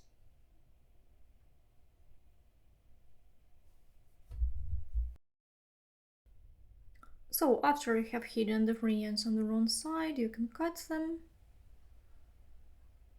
and hide all the rest. And that's it. It will stay put for sure. You can leave it like this. On the right side it's not visible. So now you can, if you like, make it like this, shape it.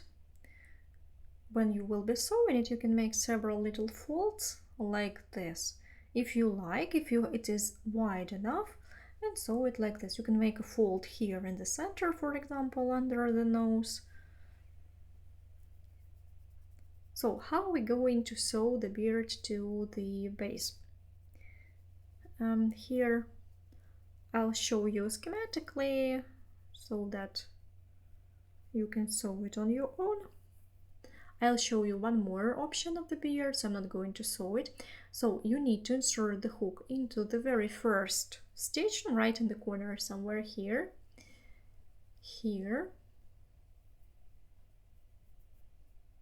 on any side, where you want, on any side of the basket I mean, and you pull the working thread like a loop, like this, here.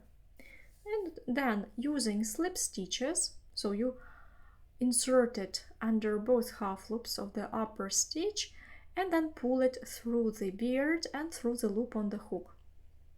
If you want to make such a little fold, you just make it and make a stitch like this, fold it, and then make a stitch so that you sew it with little folds like this. Just continue working with slip stitches.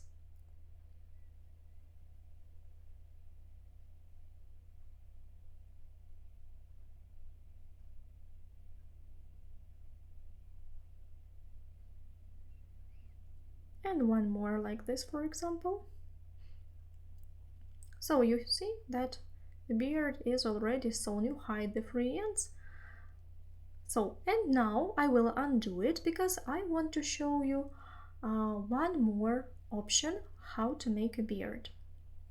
But before this, I'll show you how to attach a nose. Yeah? We have left several strands, so find a place for it in the middle here. You can use a smaller crocheting hook. And then using these 2 strands that you have left here, just pull it through the from the wrong side, insert the hook somewhere in the middle, pull the one strand, and then skip a little bit and pull the second one.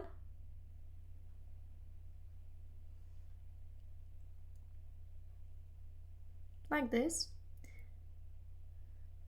Then you can make a knot and hide these free ends. You can sew these strands to the base or make a knot and then hide them into different directions. And so actually when you have hidden all the free ends, you will get such nose on a beard. And then that's how it's going to look. This is a finished look. You can decorate the hat with some Christmas decor, tiny wooden or plastic or glitter, anything you like. And that's how this gnome basket is going to look. I'm not going to sew this decor because I want to show you one more. And I'm going to present it to my daughter, so she hasn't decided yet what decor I should use. So that is the finished look and a complete gnome basket in this color. But now I want to show you one more option of beard. So the second option for the beard is To make it out of such cotton cord, which we usually use for the macrame techniques, we're not going to do any macrame, we'll just fix the cord. All the rest is going to be really easy. So you will need 20 pieces of macrame cords, maybe a little less. You can start with 14 or 16 and then you can add more if you need, so that you just do not waste the material. So I have prepared 20, each of them has 45 centimeters. The length also depends on you, how long you want this beard to be, because we're going to fold them double, so this is going to be the length of the beard. Here we will also make a knot, so take this into consideration. And then we'll cut it. I'll take a little bit more, then I will better cut the beard.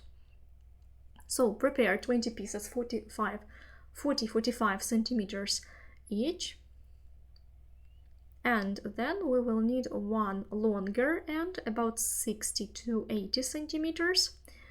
This also can be slightly bigger, slightly smaller, and this is going to be our working thread where we are going to make the knots to shape the beard. So now I'll show you how we do it step by step.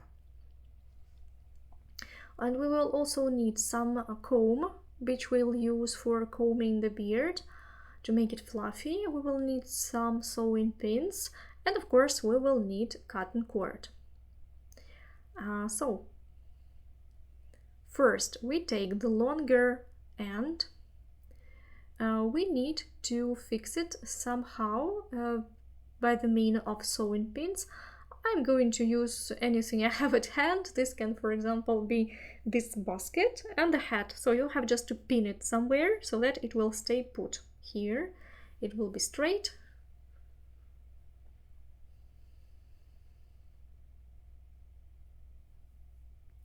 And then on the other side here to the hat. So you can use some pillow or anything that will keep it in place.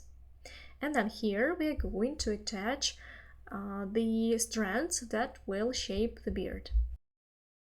So we need now to take those strands we have already prepared. We take 2 of them, fold them double, insert them like a loop under this long working thread.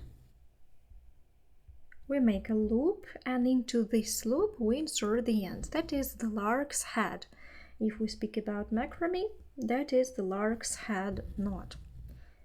Tighten this knot. So that's the first thing. Then the second, likewise, 2 strands under the working thread and tighten it. And again, tighten it really well.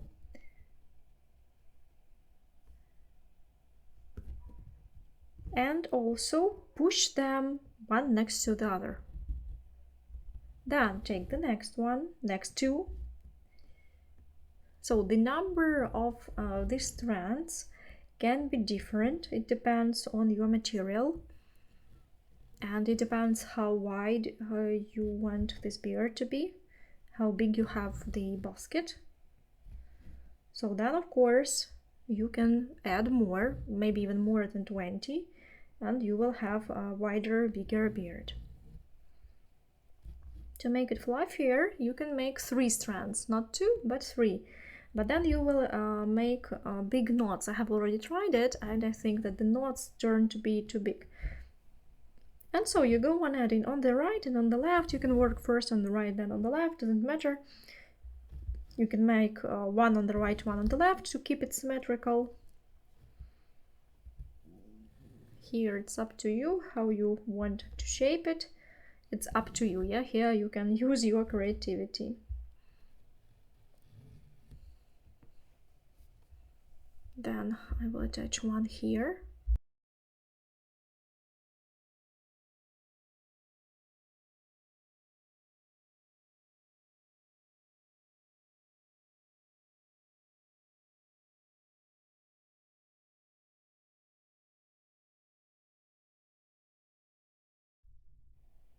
and tighten it well. So push them one next to the other.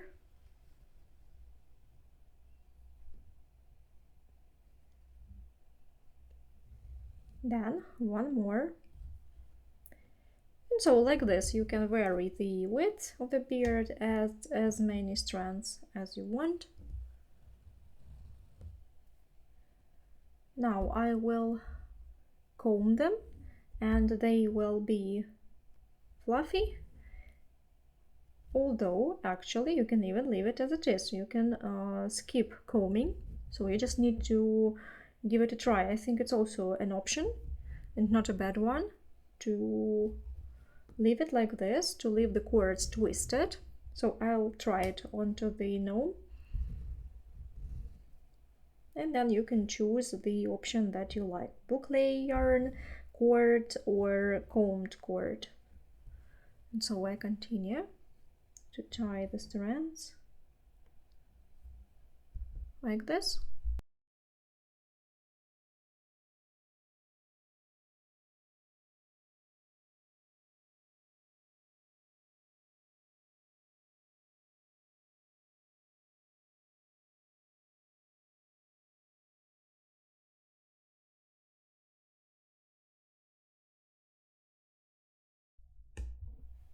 To tighten it better, you can tighten first one, then the second one. You see, then it turns kind of nicer. Yeah, I think that this twisted beard looks also not bad. So perhaps I'll give it a try even in this way. So we'll try it onto the basket. So I decided to try it onto the base. So now we put along the edge. We need to fix it somehow to have a look. And so we can pull one strand inside on one side and the other strand on the other side. So now I just want to give it a try. I'm not sewing it for good. Maybe I will add a different beard to this gnome exactly. Just want to show you that there is one more option. I'll just fix it with some pins like this to keep it in place.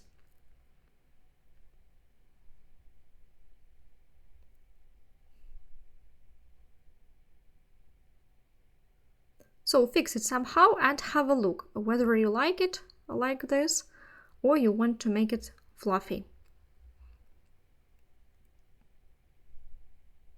Then if you like it, you can sew it with the thread and needle. Sometimes it's difficult to pierce it. I'll just fix it in place just a little bit. Well, I'll hide this. I hide it, make a knot just for the time being and hide it.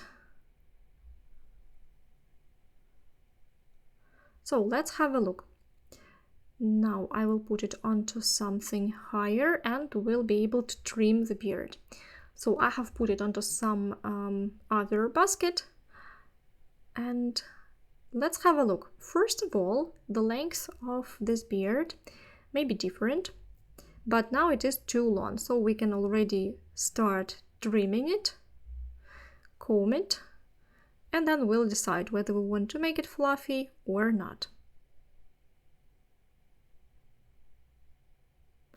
I'll start like this, make this section a little bit longer, this one a little bit more, and like by and by, cut it.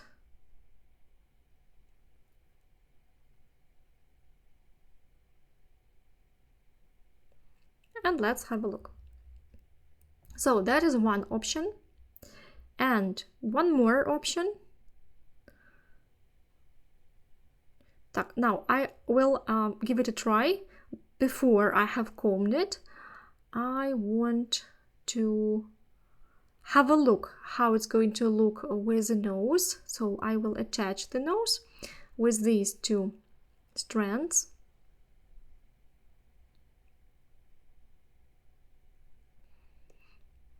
So I will pull, be careful with the pins if you already have them, don't break your fingers.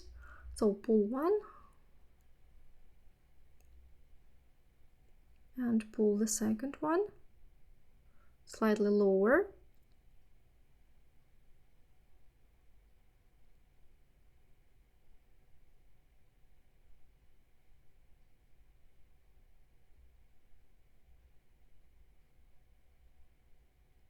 Like this. So now you see I do this like this just to have a look whether I will like this option or not.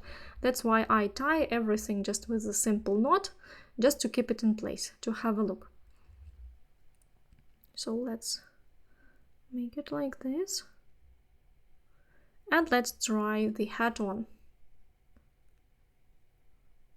Well, I'll show you so that you can see better. So I think that this option already looks quite cool. So you can now leave it at this stage, comb it or not comb it, leave it like this. So the nose, if you like this option, you can already stop at this and leave the beard twisted like this, made of twisted cord. I think it looks really cool. But now I'll show you one more option, how you can comb the beard so that you have fluffier result, and then we will fix it with the hairspray, and I'll show you how I do this usually, how I usually do this beard made of cord. So what we're going to do now? Now we need to untwist all the strands. So we take it, it consists of 2 strands, so we need to untwist them like this.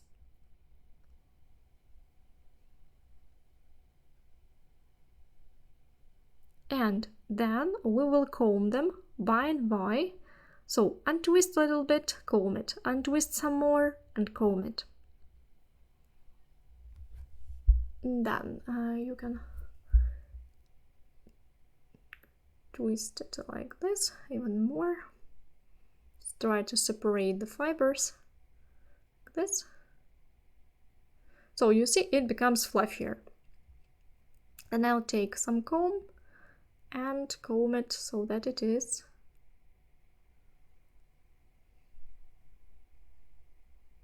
and so on. I'll do a little bit on camera and then you can continue on your own if you like this option, like this method.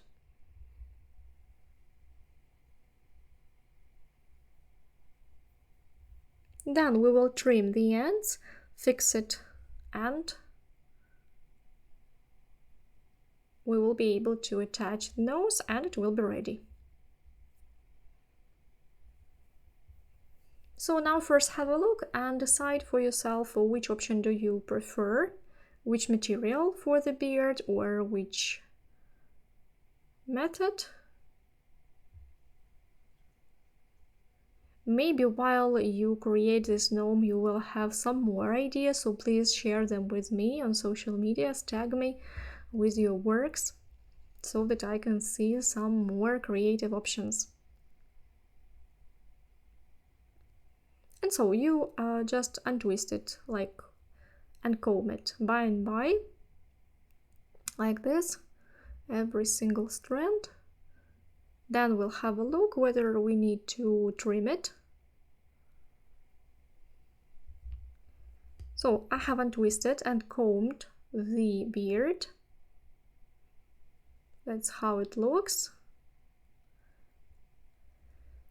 So now we need to cut it to give it some shape.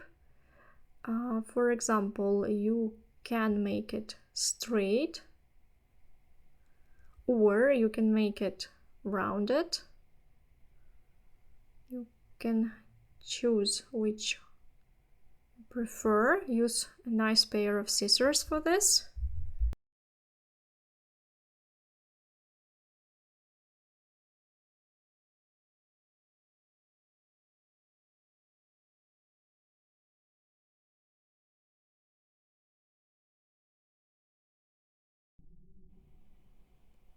And so when you have trimmed, have a look whether you want to cut something else.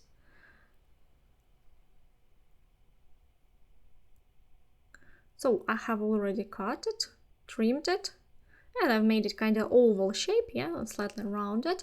I'm not going to sew this beard because maybe I will choose a different beard for this. My daughter will choose it. Yeah, but if you want to leave this option, you can take just needle with ordinary thread, pierce the beard through and sew it through the basket, or just sew it on to the front part, because it will be difficult to pierce it all through. Yeah, you can just sew it to the front part of the basket. It won't be visible. You can then hide it on the wrong side. So at this stage we can spray it with some hairspray to fix it, because when you have combed it, you want it to be so nice. I'm not going to do this. You just take any hairspray and spray it to fix it in place. So now we need to attach the nose. For this we find the middle of the beard here, and first pull the upper strand. Yeah, you see I have two of them, maybe even like this on top of the beard, if you can. This after you have sewn the beard. Yeah, I haven't, because again I'm going to change it. And the second one slightly lower, pull the second strand like this.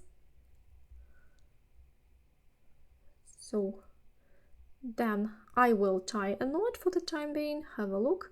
You also can first have a look whether you like the way it is.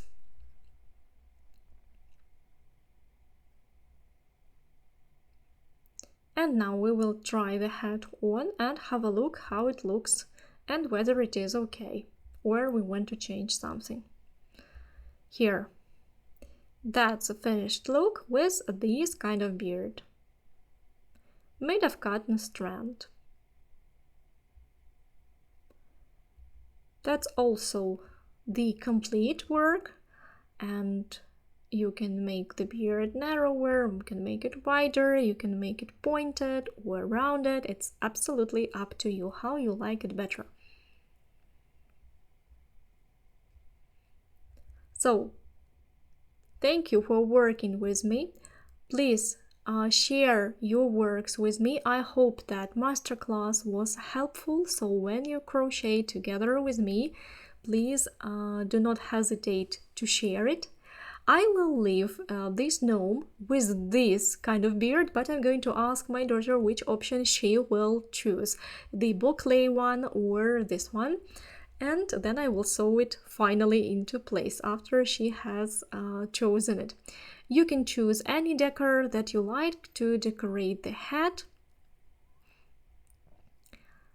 So thank you for crocheting with me, and I wish you all a Merry Christmas and a Happy New Year. I'm very proud that you have chosen my master classes and that you have decided to work together with me. So I again wish you a lot of creative flow, and I wish you to create many festive decorative things.